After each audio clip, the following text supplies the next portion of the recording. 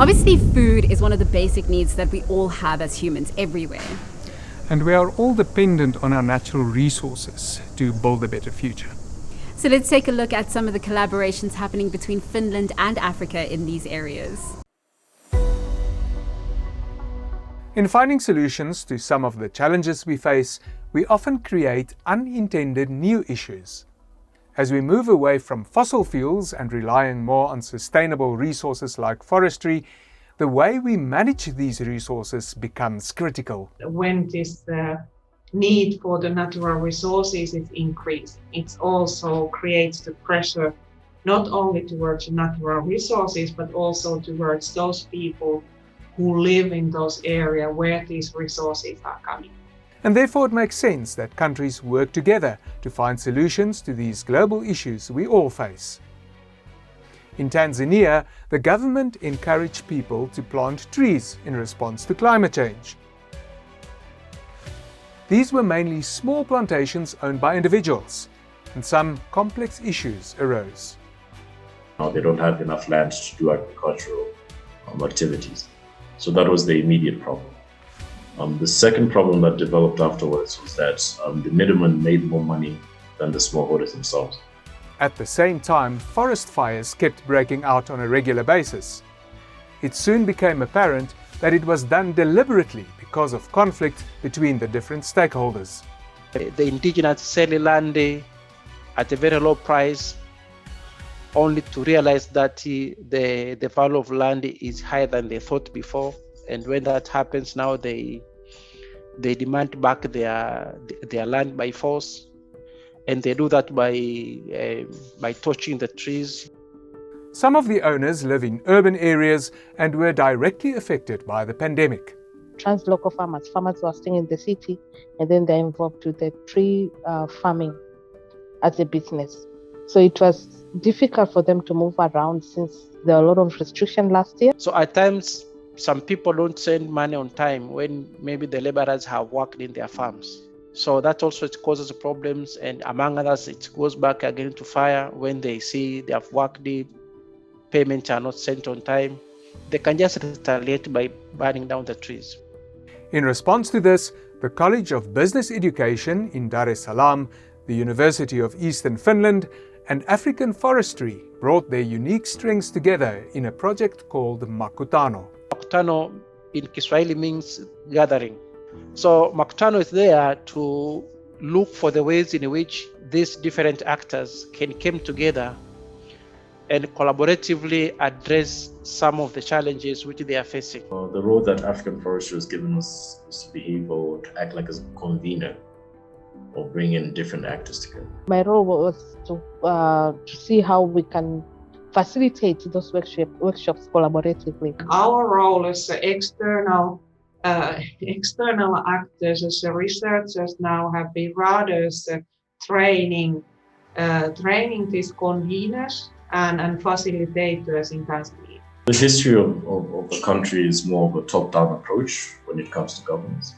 And most people believe that if the higher-ups know more than everyone else. If these actors come together and work collaboratively, they can come up with a more sustainable solution than using these government procedures, which in most cases are top-down. This year we went back to the Southern Highlands and we conducted a workshop. So with that workshop, mainly it was more participants-led workshop. We tried to use different approaches like empathy mapping and World Cafe methods to, for instance, discuss the main causes of fire, the issues, people to share experiences. And at the end of the day, farmers were able to discuss challenges, why first the fire is coming in place, and what can they do to resolve those issues. In the workshop, everybody saw that there's an opportunity that can be done, or there's a way that can be done that is different from what we're doing, and it will actually help. They identify the problem themselves. They identify the actions that needs to be taken. They identify the available resources that are available, and they're also key actors or stakeholders who can help to resolve the issue. Our colleagues in Tanzania, there is now the growing group of the young researchers, young scholars, who are now, they have studied in the various different universities, they are also collaborating very international. I think it's a win-win situation where we're able to borrow experiences and expertise on the project that we are carrying on. From the Finnish side, it's important to realize that when they come in, it's a breath of fresh air. Because if I've been organizing workshops for the past 6 to 7 years, but then the workshop that we had recently was something new. The approach was different. It's a very dedicated team to ensure that we get the results. We get the results, and also we create an impact in the communities we are working with.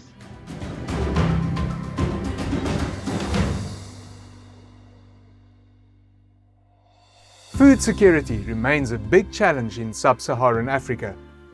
With all the uncertainties, including climate change, we need to find smart ways to improve our own ability to grow food. As part of the solution, some Finnish and African universities are working together to develop better ways of teaching agriculture at university level. We are having 2 projects together with the only public universities in Zambia engaged to agriculture or bioeconomy sector, namely University of Zambia and Mulungushi University. The main thrust in both of these projects is to produce graduates with 21st century skills. So we're talking about graduates who will be able to become entrepreneurs and create jobs rather than seek for jobs. The idea is to collaboratively co-create a change in agricultural education in sub-Saharan Africa. Similar to the design-based project learning used by Code School Finland, these 2 projects use problem-based learning. Traditionally, education, not only in Africa, but also in many other countries, the education has started very much from the teacher. So teacher is the one imparting or sharing the knowledge she or he has. Problem-based learning is a pedagogical approach to teaching and learning. Very, very new to us and very exciting. And in this approach, the student is actually in the center of the learning process. So we have to change the roles completely.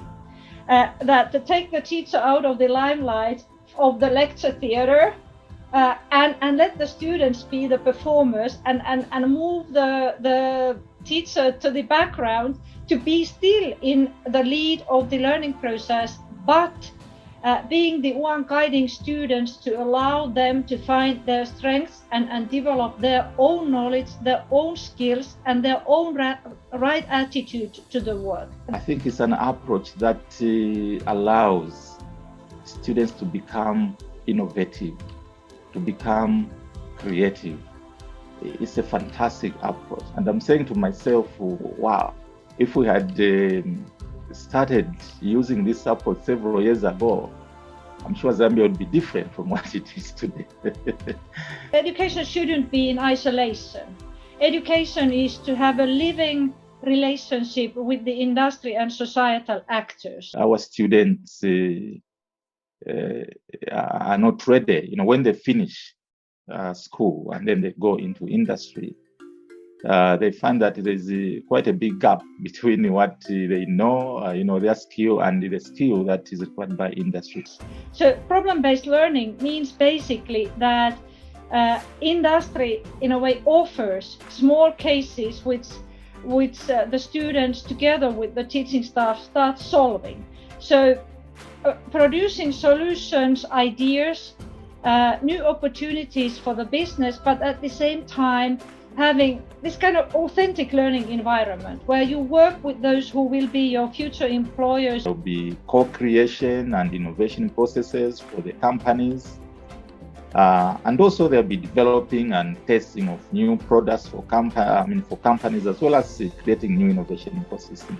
Your attitude part of the competence, that you are a good team player, you are a problem solver, you are a critical thinker, you can take the courage and guts to start tackling with new issues, and the leadership skills. We have graduates equipped with 21st century skills and who will be able to work for both Finnish and the Zambian companies. Africa will decide very much the future of the globe. What happens in Africa because of the population growth and what happens in Africa because of the climate change. The cultures are different. Our economies are different levels.